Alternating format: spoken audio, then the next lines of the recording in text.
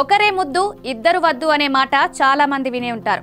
భారీగా పెరుగుతున్న జనాభాను నియంత్రించడానికి, ప్రజలకు అవగాహన కల్పించడానికి ఈ నినాదం పుట్టింది. కానీ ఆ తర్వాత పరిస్థితులు మారాయి.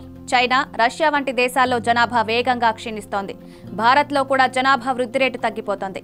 ఈ పరిస్థితుల్లో కొన్ని దేశాలు జనాభాను పెంచడానికి కొత్త మార్గాలు అన్వేషిస్తున్నాయి. చైనా ఎన్నో రకాల ప్రోత్సాహకాలు ప్రకటిస్తోంది.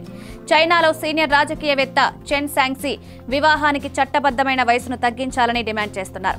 ప్రస్తుతం పురుషులు 22 ఏళ్లలో, స్త్రీలు 20 ఏళ్లలో పెళ్లి చేసుకోవచ్చు. కానీ దీన్ని 18 ఏళ్లకి మార్చాలని చైన్ చెప్తున్నారు. నిజానికి చాలా అభివృద్ధి చెందిన దేశాల్లో 18 ఏళ్లనే పెళ్లి చేసుకునే వయసుగా చట్టబద్దం చేశారు. Chinese People's Political Consultative Conference జాతీయ కమిటీలో సభ్యుడైన చెన్ ఈ మార్పు సంతానోత్పత్తి రేటును మెరుగుపరుస్తుందని అభిప్రాయపడ్డారు.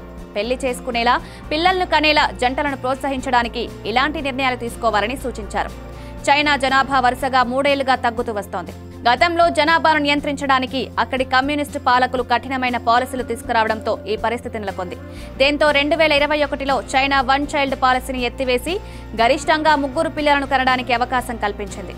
జపాన్ టైమ్స్ ప్రకారం కొత్త విధానం అమల్లోకొచ్చినా ఎక్కువ జననాలు నమోదు కాలేదు. చాలా జంటలు కెరీర్ గురించి ఆందోళనలు, పిల్లల పెంపకం, చదువులకు అవుతున్న ఖర్చులను తలుచుకుని భయపడుతున్నారు. అందుకే పిల్లలు వద్దని నిర్ణయించుకుంటున్నారు.